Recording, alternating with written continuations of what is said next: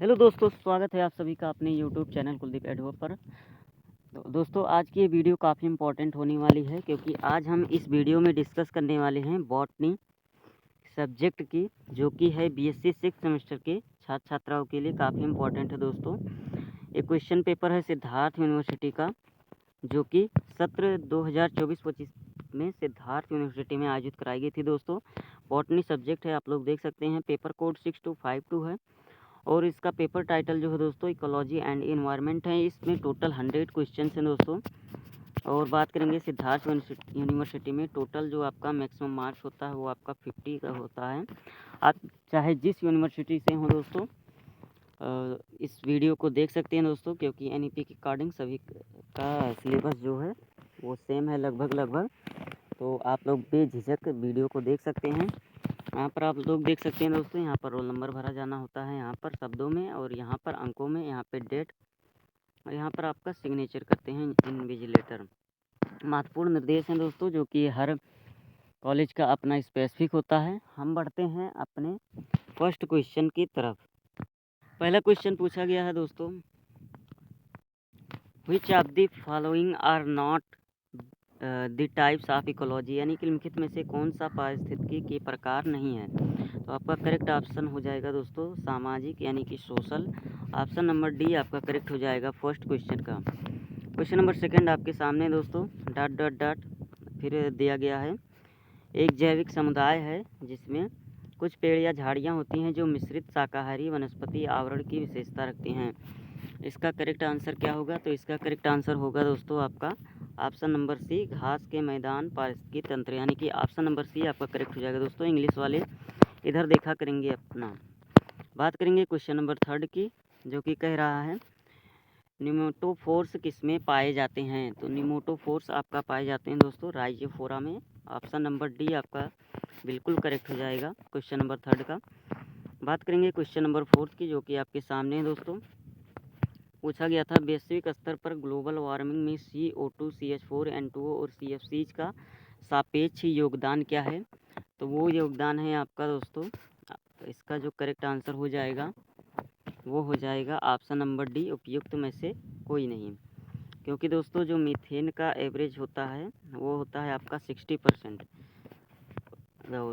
Sorry CO2 का। तो 60% तो मुझे किसी में दिख नहीं रहा है, लेकिन वैसे इसका ऑप्शन नंबर डी जो है करेक्ट हो जाएगा मेरे हिसाब से। बात करेंगे दोस्तों नेक्स्ट क्वेश्चन की।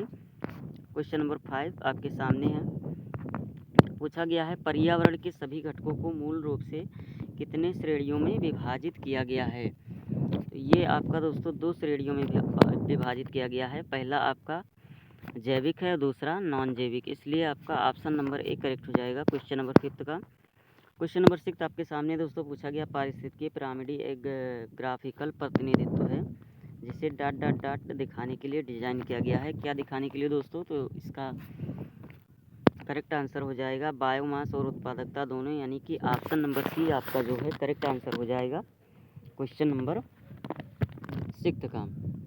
क्वेश्चन नंबर 7 पूछा गया था दोस्तों, उष्णकटिबंधीय पर्णपाती वनों को इस रूप में भी जाना जाता है। किस रूप में जाना जाता है दोस्तों? ऑप्शन आपके सामने दिए गए हैं। तो इसका जो करेक्ट आंसर हो जाएगा वो हो जाएगा आपका मानसून फॉरेस्ट, यानी कि monsoon one. Option number A correct हो जाएगा क्वेश्चन नंबर 7 का। क्वेश्चन नंबर 8 आपके सामने दोस्तों पूछ रहा है पर्यावरण विज्ञान में क्या शामिल है। तो पर्यावरण विज्ञान में दोस्तों आपका अर्थ साइंस भी शामिल है, लाइफ साइंस यानी कि जीवन विज्ञान भी शामिल है, सामाजिक विज्ञान भी शामिल है, इसलिए आपका उपयुक्त सभी यानी कि ऑप्शन नंबर डी करेक्ट हो जाएगा इस क्वेश्चन का। क्वेश्चन नंबर 9 पूछा गया था दोस्तों, डॉट डॉट डॉट किसी क्षेत्र के लिए एक लंबी अवधि में औसत मौसम पैटर्न है। कौन सा ऑप्शन सही होगा दोस्तों? तो इसका जो करेक्ट आंसर हो जाएगा वो हो जाएगा आपका क्लाइमेट, यानी कि जलवायु, इसलिए आपका ऑप्शन नंबर सी करेक्ट हो जाएगा क्वेश्चन नंबर 9 का। क्वेश्चन नंबर 10 पूछा गया था दोस्तों, निम्नलिखित में से कौन सी ग्रीन हाउस गैस नहीं है। तो ग्रीन हाउस गैस दोस्तों आपकी नाइट्रस ऑक्साइड नहीं है, बाकी ओजोन भी है, सल्फर डाइऑक्साइड भी है। सॉरी इसका जो करेक्ट आंसर हो जाएगा वो हो जाएगा आपका क्वेश्चन नंबर 10 का, वो हो जाएगा केवल 3। सल्फर डाइऑक्साइड जो है दोस्तों ये एसिड रेन के लिए जिम्मेदार है, तो इसलिए इसका जो करेक्ट आंसर हो जाएगा वो हो जाएगा केवल 3, क्योंकि दोस्तों जो सल्फ़र डाइऑक्साइड है ये आपका एसिड रेन के लिए जिम्मेदार है। ये आपका ऑप्शन नंबर ए इसमें करेक्ट हो जाएगा। क्वेश्चन नंबर 11 आपके सामने दोस्तों पूछा गया है, बायोमास की पिरामिड में बायोमास होना चाहिए, कैसा होना चाहिए दोस्तों? शुष्क द्रव्यमान वाला होना चाहिए, यानी कि ड्राई मास वाला, इसलिए आपका ऑप्शन नंबर ए करेक्ट हो जाएगा क्वेश्चन नंबर 11 का। क्वेश्चन नंबर 12 आपके सामने है दोस्तों, पूछा गया है निम्नलिखित में से कौन सा कथन सही है? तो ऑप्शंस आपके सामने दोस्तों देख लीजिएगा। इसका जो करेक्ट ऑप्शन हो जाएगा वो हो जाएगा ऑप्शन नंबर डी, राष्ट्रीय उद्यान जो है बायोस्फीयर रिजर्व और वन जीव अभ्यारण्य इन सिटू संरक्षण है, इसलिए आपका ऑप्शन नंबर डी करेक्ट हो जाएगा क्वेश्चन नंबर 12 का। क्वेश्चन नंबर 13 आपके सामने दोस्तों पूछा गया था, राष्ट्रीय वनस्पति अनुसंधान संस्थान के बारे में कौन सा कथन सही है? तो ऑप्शंस आपके सामने दिए गए हैं दोस्तों, इसका जो करेक्ट आंसर हो जाएगा ये ऑप्शन नंबर डी हो जाएगा। यह लखनऊ में स्थित है और अनुसंधान के साथ साथ जैव विविधता संरक्षण के लिए भी है। क्वेश्चन नंबर 14 आपके सामने है दोस्तों, काफ़ी इंपॉर्टेंट क्वेश्चन है, प्रीवियस ईयर में भी आया हुआ है। बखीरा पक्षी अभ्यारण्य कहाँ है? तो बखीरा पक्षी अभ्यारण्य जो है दोस्तों वो आपका संत कबीर नगर में है, इसलिए आपका ऑप्शन नंबर सी करेक्ट हो जाएगा क्वेश्चन नंबर 14 का।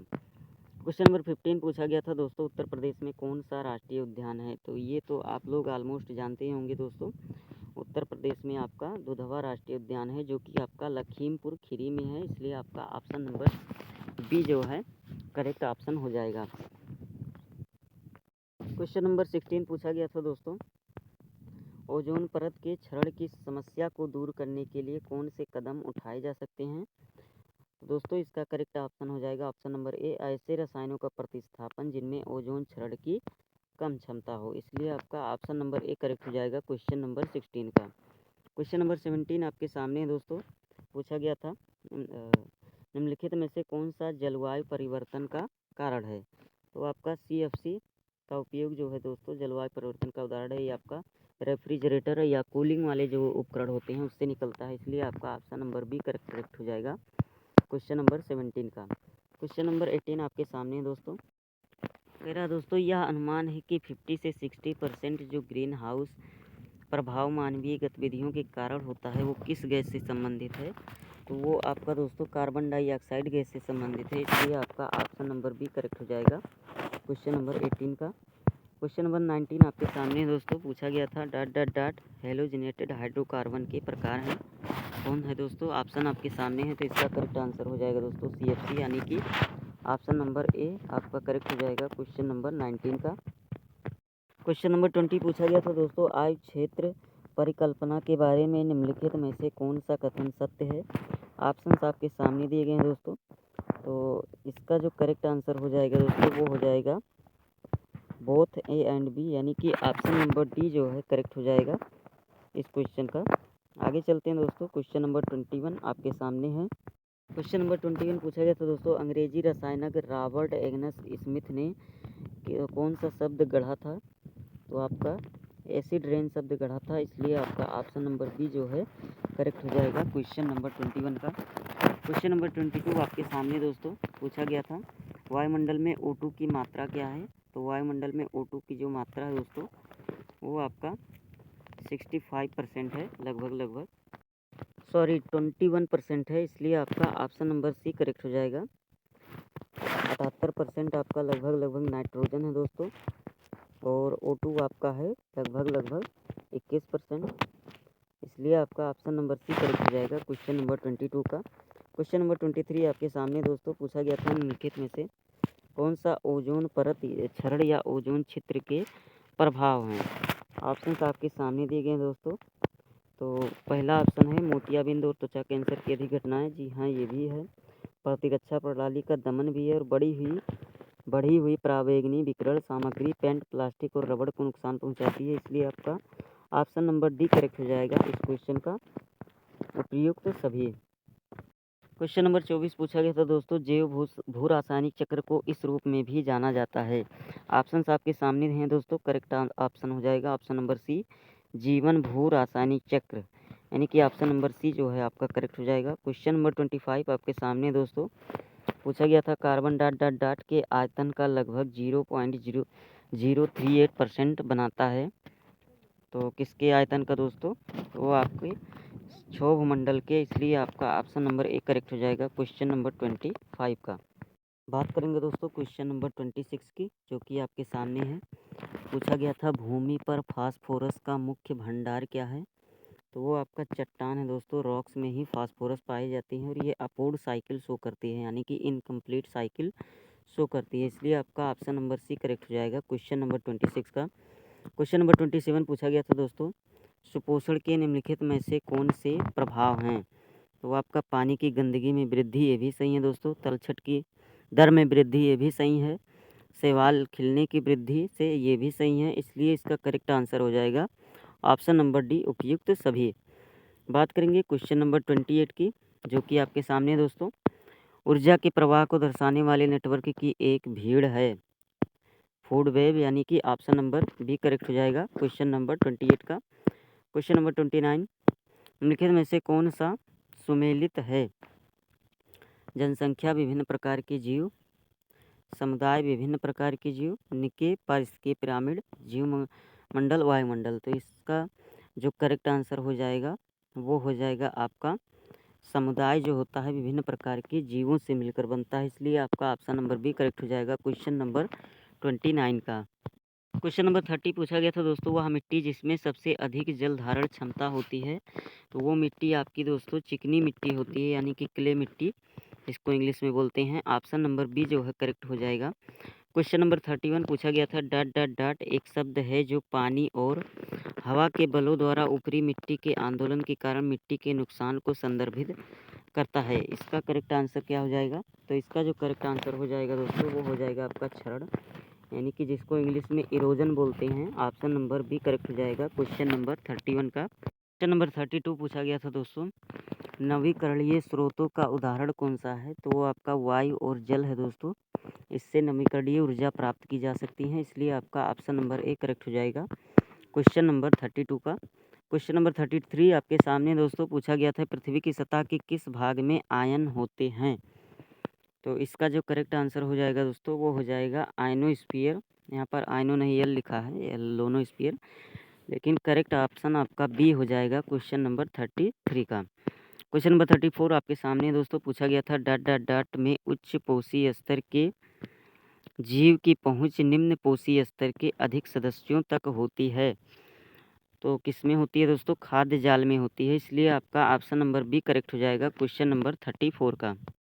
क्वेश्चन नंबर 35 पूछा गया था दोस्तों, पृथ्वी दिवस कब मनाया जाता है? तो पृथ्वी दिवस हर साल दोस्तों आपका 22 अप्रैल को मनाया जाता है, इसलिए आपका ऑप्शन नंबर बी करेक्ट है। बहुत इंपॉर्टेंट क्वेश्चन है दोस्तों, कई बार क्वेश्चन में रिपीट हुआ है आपकी बीएससी 6 सेमेस्टर के ही बॉटनी के ही क्वेश्चन में, पेपर में। क्वेश्चन नंबर 36 आपके सामने दोस्तों पूछा गया था, पारिस्थितिकी पिरामिड में निम्नलिखित में से कौन सा अनुपस्थित है? दोस्तों अपघटक आपका उपस्थित है, इसलिए आपका ऑप्शन नंबर बी करेक्ट हो जाएगा क्वेश्चन नंबर 36 का। क्वेश्चन नंबर 37 पूछा गया था दोस्तों, वायुमंडल की किस परत में ओजोन जो है लाभदायक है? तो आपका समताप मंडल में ओजोन जो है आपका लाभदायक है, इसलिए आपका ऑप्शन नंबर सी करेक्ट हो जाएगा क्वेश्चन नंबर 37 का। क्वेश्चन नंबर 38 आपके सामने दोस्तों पूछा गया था, विश्व पर्यावरण दिवस 2024 का विषय क्या है? तो ये आपकी बार 2025 या 26 का पूछ सकता है दोस्तों, तो आप लोग प्रिपेयर करके जाइएगा, काफ़ी इंपॉर्टेंट क्वेश्चन है। तो इसका जो करेक्ट आंसर हो जाएगा वो हो जाएगा दोस्तों भूमि पुनरुद्धार, मरुस्थलीकरण और सूखा प्रतिरोध, यानी कि ऑप्शन नंबर डी जो है आपका करेक्ट हो जाएगा क्वेश्चन नंबर 38 का। क्वेश्चन नंबर 39 आपके सामने दोस्तों पूछा गया था, इटई रोग किसके कारण होता है? तो इटई रोग जो है दोस्तों आपका कैडमियम के कारण होता है, इसलिए आपका ऑप्शन नंबर सी करेक्ट हो जाएगा क्वेश्चन नंबर 39 का। क्वेश्चन नंबर 40 पूछा गया था दोस्तों, नर्मदा बचाओ आंदोलन की स्थापना किस वर्ष हुई थी? तो नर्मदा बचाओ आंदोलन की स्थापना जो है दोस्तों वो आपका 1985 में हुई थी, इसलिए आपका ऑप्शन नंबर डी करेक्ट हो जाएगा क्वेश्चन नंबर 40 का। क्वेश्चन नंबर 41 पूछा गया था दोस्तों, प्रदूषण से निपटने के लिए हमारी सरकार द्वारा निम्नलिखित में से कौन सी पहल की जा रही है? तो वो आपका हो जाएगा दोस्तों उपयुक्त सभी, यानी कि ऑप्शन नंबर ए राष्ट्रीय वायु परिवेशी वायु गुणवत्ता मानकों की अधिसूचना भी की जा रही है, ये भी की जा रही है, ये भी की जा रही है। इसलिए आपका करेक्ट आंसर हो जाएगा दोस्तों ऑप्शन नंबर डी, उपयुक्त सभी। क्वेश्चन नंबर 42 पूछा गया था दोस्तों, निम्नलिखित में से कौन सा पारिस्थितिक तंत्र पृथ्वी की जैविक उत्पादकता, जलवायु, जैव भू रासायनिक चक्र और जैव विविधता में महत्वपूर्ण भूमिका निभाता है? तो आपका इसका जो करेक्ट आंसर हो जाएगा दोस्तों वो हो जाएगा फॉरेस्ट यानी कि वन। इसलिए आपका ऑप्शन नंबर डी करेक्ट हो जाएगा इस क्वेश्चन का। क्वेश्चन नंबर 43 पूछा गया था दोस्तों, कार्बन क्रेडिट के बारे में निम्नलिखित में से कौन सा कथन सत्य नहीं है? ये पारदर्शी और मापने योग्य होते हैं, ये भी सत्य है दोस्तों। ये कंपनियों के लिए गतिविधियों का समर्थन करते हैं, ये भी सत्य है दोस्तों। और ये प्राकृतिक सिंक जंगल पर समुद्री पारिस्थितिक तंत्र है, ये भी सही है। तो इसका जो करेक्ट आंसर हो जाएगा दोस्तों वो हो जाएगा आपका ऑप्शन नंबर डी हो जाएगा। यह कार्बन क्रेडिट जीवाश्म ईंधन में मौजूद कार्बन की गणना है, इसलिए आपका करेक्ट आंसर हो जाएगा option number D. Question number 44 पूछा गया था दोस्तों, पर्यावरण संरक्षण अधिनियम किस वर्ष आता है? तो ये आपका आया था 1986 में भोपाल गैस त्रासदी के बाद, जो कि 1984 में हुई थी दोस्तों, भोपाल में हुई थी। इसमें MIC यानी कि मिथाइल आइसोसाइनेट गैस रिलीज हुई थी, तो इसी के बाद ये 1986 वाला पर्यावरण संरक्षण अधिनियम आया था। इसको आप लोग ध्यान रखिएगा, इम्पॉर्टेंट क्वेश्चन है, रिपीटेड क्वेश्चन है, कई बार परीक्षाओं में कम्पिटिटिव एग्जाम्स में भी और BSc के एग्जाम्स में भी पूछा गया है। बात करेंगे क्वेश्चन नंबर 45 का। पूछा गया था उचित लेबलिंग किस प्रदूषण का समाधान है? तो ये आपका समाधान है दोस्तों रेडियोधर्मी प्रदूषण का, यानी कि ऑप्शन नंबर बी जो है करेक्ट हो जाएगा क्वेश्चन नंबर 45 का। क्वेश्चन नंबर 46 पूछा गया था दोस्तों, डॉट डॉट डॉट वह ऊर्जा है जो सूर्य के प्रकाश की उपस्थिति में रासायनिक प्रतिक्रिया द्वारा वायुमंडल में बनते हैं। तो वो द्वितीय प्रदूषक हैं दोस्तों, जो कि प्राथमिक प्रदूषक से बनते हैं, इसलिए आपका ऑप्शन नंबर बी करेक्ट हो जाएगा क्वेश्चन नंबर 46 का। क्वेश्चन नंबर 47 आपके सामने दोस्तों, पूछा गया था निम्नलिखित में से कौन सा पारिस्थितिकीय पिरामिड का प्रकार नहीं है?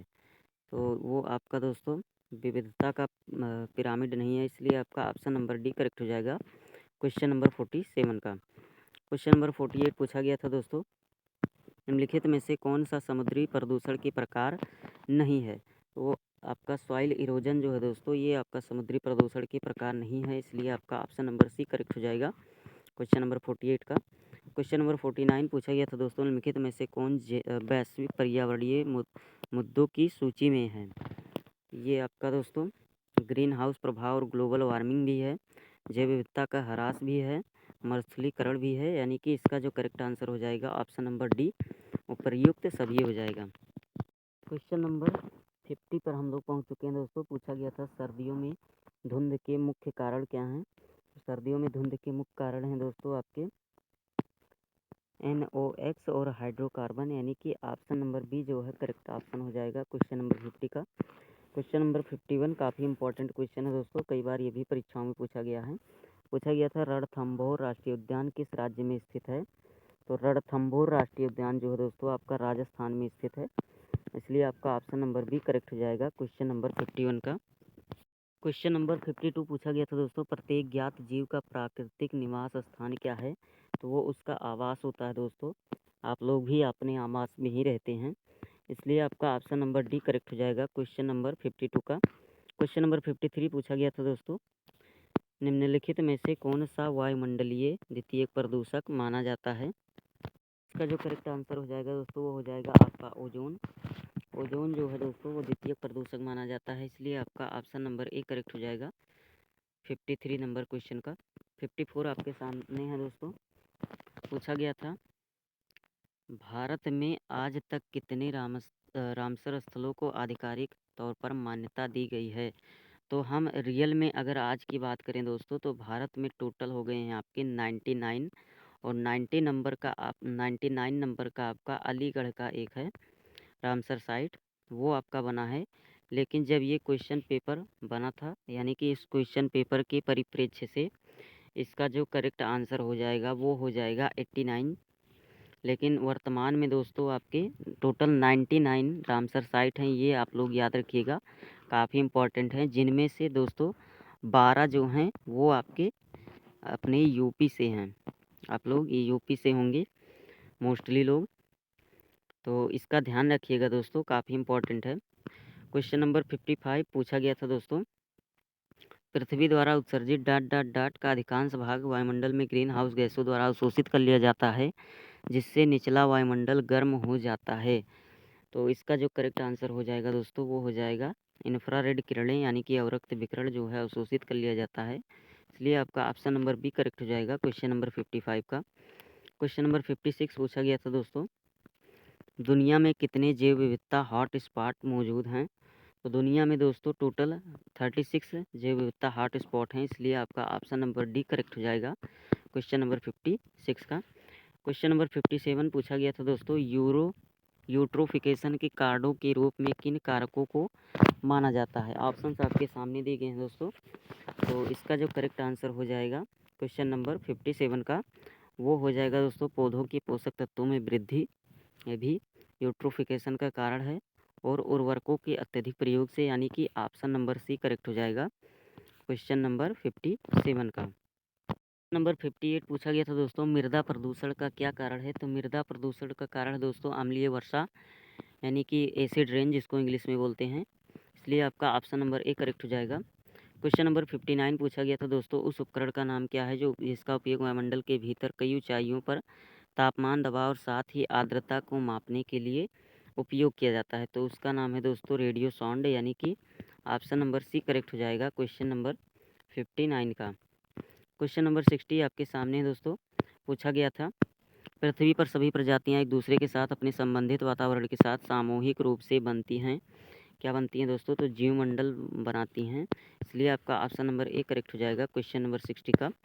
क्वेश्चन नंबर 61 आपके सामने दोस्तों, पूछा गया था, नवीकरणीय प्राकृतिक ऊर्जा संसाधन कौन सा है? तो वो आपका है दोस्तों बायोमास, यानी कि ऑप्शन नंबर डी करेक्ट हो जाएगा। बाकी कोयला दो है दोस्तों, ये नवीकरणीय प्राकृतिक ऊर्जा संसाधन नहीं है, ना ही पेट्रोलियम है और ना ही केरोसिन है, ये आपका ख़त्म हो जाएगा किसी टाइम के बाद। लेकिन बायोमास जो है दोस्तों, ये आपका नवीकरणीय प्राकृतिक ऊर्जा संसाधन है। क्वेश्चन नंबर 62 पूछा गया था दोस्तों, पेड़ पर रहने वाला एक ऑर्किड क्या प्रदर्शित करता है? तो वो आपका दोस्तों कम्युनलिज्म, यानी कि सहभोजिता को प्रदर्शित करता है, इसलिए आपका ऑप्शन नंबर सी करेक्ट हो जाएगा। क्वेश्चन नंबर 63 आपके सामने दोस्तों, पूछा गया था, खाद्य श्रृंखला के संबंध में कौन सा कथन सही है? तो खाद्य श्रृंखला के संबंध में दोस्तों आपका सही है, चारों ऑप्शन सही लग रही हैं दोस्तों, तो इसका हो जाएगा ऑप्शन नंबर डी, इसका जो है यानी कि उपयुक्त सभी इसका जो है आंसर हो जाएगा क्वेश्चन नंबर 63 का। क्वेश्चन नंबर 64 पूछा गया था दोस्तों, निम्नलिखित में से किसके लिए अधिकतम ऊर्जा की आवश्यकता होती है? दोस्तों प्राथमिक उत्पादक के लिए अधिकतम ऊर्जा की आवश्यकता होती है दोस्तों, क्योंकि इनको जो है अजैविक घटकों से भोजन को बनाना होता है। बाकी उपभोक्ता लोगों का क्या, उपभोक्ता लोग तो खाते हैं सिर्फ, तो इसलिए आपका ऑप्शन नंबर जो है डी करेक्ट हो जाएगा क्वेश्चन नंबर 64 का। क्वेश्चन नंबर 65 आपके सामने है दोस्तों, पूछा गया था, तालाब पारिस्थितिकी तंत्र में वह निचली क्षेत्र जहां उत्पादन शोषण से कम होता है उसे क्या कहा जाता है? तो उसे दोस्तों प्रोफंडल जोन कहा जाता है, यानी कि ऑप्शन नंबर ए करेक्ट हो जाएगा गहन क्षेत्र जिसको हिंदी में बोलते हैं। क्वेश्चन नंबर 66 पूछा गया था दोस्तों, थर्मल स्तरीकरण में मध्य क्षेत्र जो ऊर्ध्वाधर तापमान परिवर्तन दर्शाता है उसे क्या कहा जाता है? तो उसे दोस्तों मेटालिम्नियन कहा जाता है, इसलिए आपका ऑप्शन नंबर सी करेक्ट हो जाएगा क्वेश्चन नंबर 66 का। क्वेश्चन नंबर 67 काफ़ी इंपॉर्टेंट क्वेश्चन है दोस्तों, फिर से पूछ सकता है, गैर डीनाइट्रीफाइंग बैक्टीरिया का चयन कीजिए, यानी कि इसमें कौन सा गैर डीनाइट्रीफाइंग बैक्टीरिया है, यानी कि जो डीनाइट्रिफिकेशन नहीं दर्शाता है? तो वो है आपका दोस्तों बेसिलस रामोसस।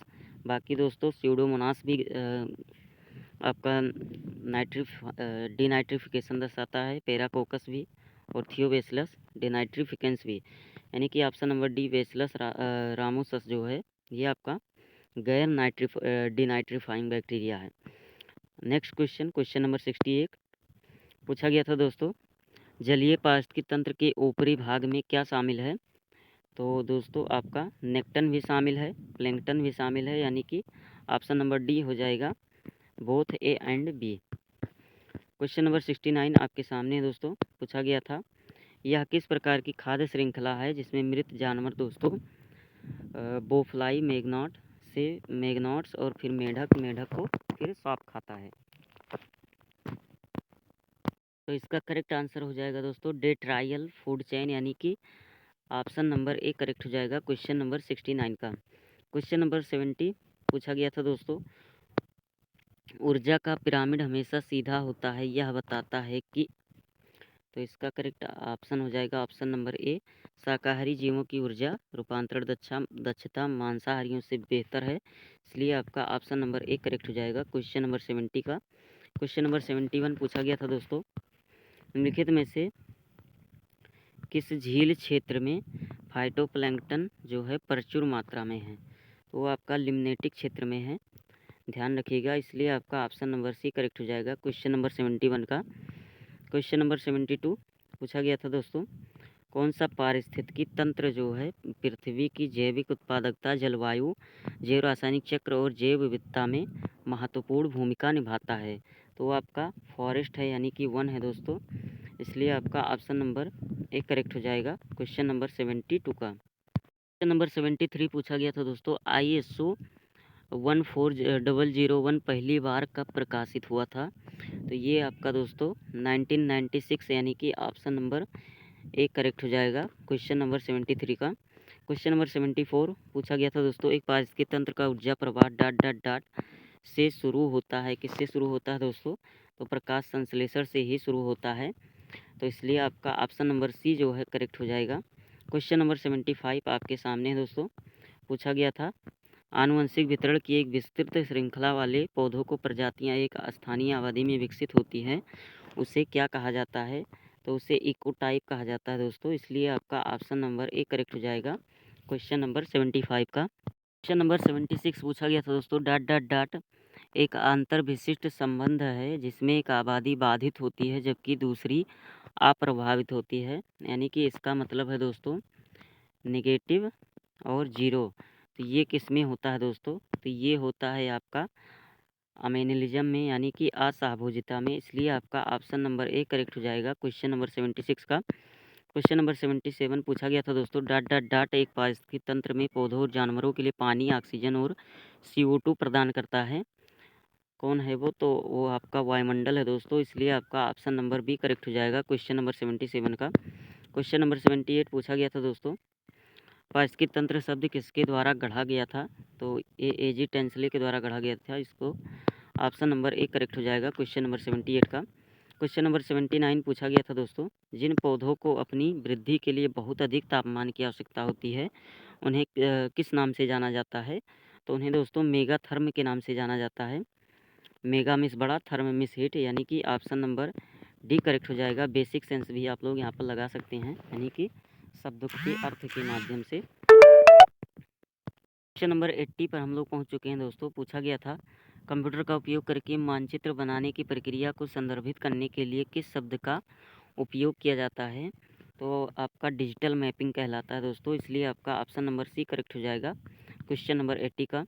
क्वेश्चन नंबर 81 पूछा गया था दोस्तों, मृदा के विभिन्न घटकों का प्रतिशत क्या है, तो मृदा के विभिन्न घटकों का प्रतिशत जो है दोस्तों 50% खनिज और कार्बनिक पदार्थ तथा 50% जल और वायु, यानी कि ऑप्शन नंबर ए बिल्कुल करेक्ट हो जाएगा क्वेश्चन नंबर 81 का। क्वेश्चन नंबर 82 पूछा गया था दोस्तों, किस मिट्टी प्रोफाइल में अधिकतम ह्यूमस मौजूद होती है, तो वो आपका दोस्तों हॉरिजॉन्टल ए में होती है, इसलिए आपका ऑप्शन नंबर ए करेक्ट हो जाएगा क्वेश्चन नंबर 82 का। क्वेश्चन नंबर 83 पूछा गया था दोस्तों, अस्थायी मुरझान प्रतिशत का सही कथन क्या है, तो वो आपका दोस्तों है मिट्टी में पानी की मात्रा जिस पर पौधे टर्गर दबाव बनाने के लिए पर्याप्त पानी की नहीं निकाल सकते, इससे अपरिपक्व मुरझान होता है, यानी कि ऑप्शन नंबर ए करेक्ट हो जाएगा क्वेश्चन नंबर 83 का। नंबर 84 पूछा गया था दोस्तों, संसाधन सूचना प्रणाली RIS का उद्देश्य क्या है, तो इसका उद्देश्य है दोस्तों कृषि प्रबंधन, यानी कि एग्रीकल्चर मैनेजमेंट, यानी कि ऑप्शन नंबर बी जो है करेक्ट ऑप्शन हो जाएगा क्वेश्चन नंबर 84 का।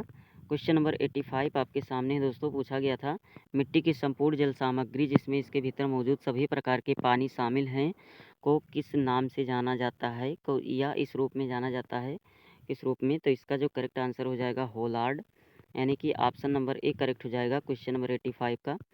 क्वेश्चन नंबर 86 पूछा गया था दोस्तों, निम्नलिखित में से कौन सा कुल जो है जड़ परजीवी है? तो आपका दोस्तों ओरोबेंची जो है ये आपका परजीवी कुल है, इसलिए आपका ऑप्शन नंबर डी करेक्ट हो जाएगा क्वेश्चन नंबर 86 का। क्वेश्चन नंबर 87 पूछा गया था दोस्तों, निम्नलिखित में से कौन सा पारिस्थितिकी तंत्र में एक ही समूह का कारक है? तो वो आपका है दोस्तों अपघटक, उत्पादक, उपभोक्ता, FEAL, यानी कि ऑप्शन नंबर सी करेक्ट हो जाएगा क्वेश्चन नंबर 87 का। नंबर 88 पूछा गया था दोस्तों, GIS या स्थानिक डेटा विश्लेषण प्रणाली का मूल उत्पाद क्या है?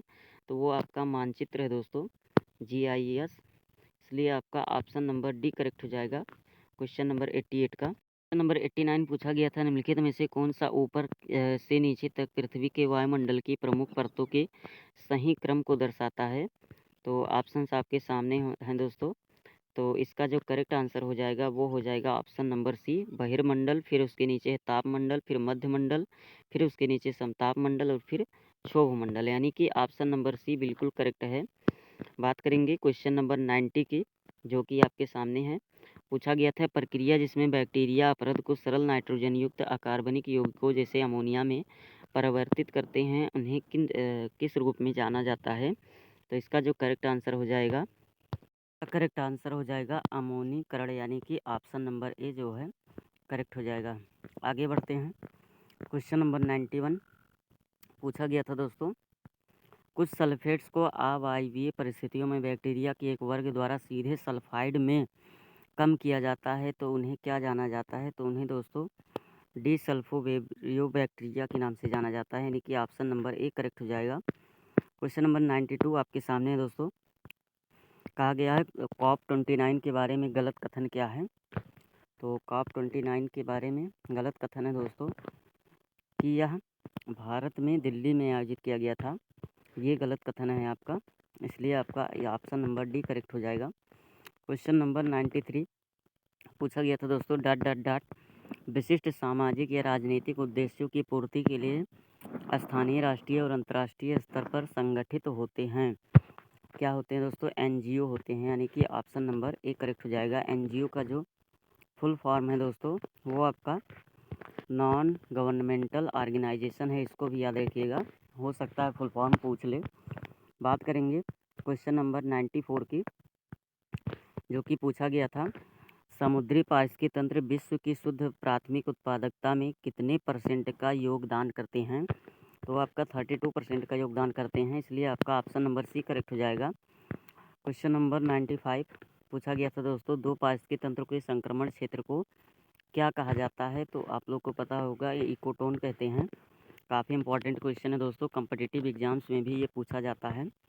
बात करेंगे क्वेश्चन नंबर 96 का, पूछा गया था, निम्नलिखित में से कौन सा कथन सही है? तो सही कथन है दोस्तों आपका नेरियम इंडिकम में धंसा हुआ रंध्र होता है, इसलिए आपका ऑप्शन नंबर ए करेक्ट हो जाएगा, बाकी सभी कथन आपके गलत हैं। बात करेंगे क्वेश्चन नंबर 97 की, जो कि आपके सामने है। पूछा गया था, निम्नलिखित में से कौन सा स्थलीय में शामिल नहीं है? तो आपका जो धाराएं स्ट्रीम्स जो है दोस्तों ये स्थलीय में शामिल नहीं है, बाकी वन जो है ये स्थलीय है, और घास के मैदान भी स्थलीय होते हैं, रेगिस्तान भी स्थलीय होते हैं, लेकिन जो धाराएं होती हैं नदियों में होती हैं दोस्तों, इसलिए आपका ऑप्शन नंबर सी करेक्ट हो जाएगा क्वेश्चन नंबर 97 का। क्वेश्चन नंबर 98 पूछा गया था दोस्तों, वर्षा वाले क्षेत्र में कौन से शंकुधारी पौधे अच्छी तरह उगते हैं? तो वो आपका दोस्तों 50 सेंटीमीटर जो जहाँ वर्षा होती है वहाँ पर शंकुधारी पौधे अच्छी तरह से उगते हैं, इसलिए आपका ऑप्शन नंबर सी करेक्ट हो जाएगा। क्वेश्चन नंबर 99 पूछा गया था दोस्तों, पिस्टिया स्ट्रारोइड्स क्या है? तो ये आपका दोस्तों एक फ्री फ्लोटिंग है, यानी कि मुक्त रूप से तैरने वाला है, इसलिए आपका ऑप्शन नंबर ए करेक्ट हो जाएगा। और बात करेंगे दोस्तों अपने 100 क्वेश्चन की, उम्मीद है दोस्तों कि आपने वीडियो को लाइक किया होगा, चैनल को सब्सक्राइब जरूर किया होगा। तो इसी लास्ट क्वेश्चन के साथ अपनी वीडियो को हम समाप्त करेंगे, जो कि पूछा गया था, लवण मृदोद्भिद वह पौधे हैं जो निम्नलिखित में से किसमें समृद्ध मिट्टी में अच्छी तरह से उगते हैं? तो इसका करेक्ट आंसर हो जाएगा दोस्तों नमक, यानी कि ऑप्शन नंबर सी करेक्ट हो जाएगा। तो दोस्तों ये थे आपके टोटल 100 क्वेश्चन, जो कि सिद्धार्थ यूनिवर्सिटी के द्वारा आयोजित कराई गई परीक्षा में पूछे गए थे। तो उम्मीद है कि आपको वीडियो समझ में आया होगा, पसंद आया होगा दोस्तों। तो वीडियो को लाइक ज़रूर करें और पहली बार चैनल विज़िट कर रहे हैं तो सब्सक्राइब ज़रूर करें। इससे दोस्तों मनोबल हमारा बढ़ता है कि हम और भी वीडियो बनाएँ आपके लिए। तो चैनल को सब्सक्राइब ज़रूर करें दोस्तों और मिलते हैं नेक्स्ट वीडियो में। तब तक के लिए धन्यवाद दोस्तों। पढ़ाई करते रहें। जय हिंद, जय भारत।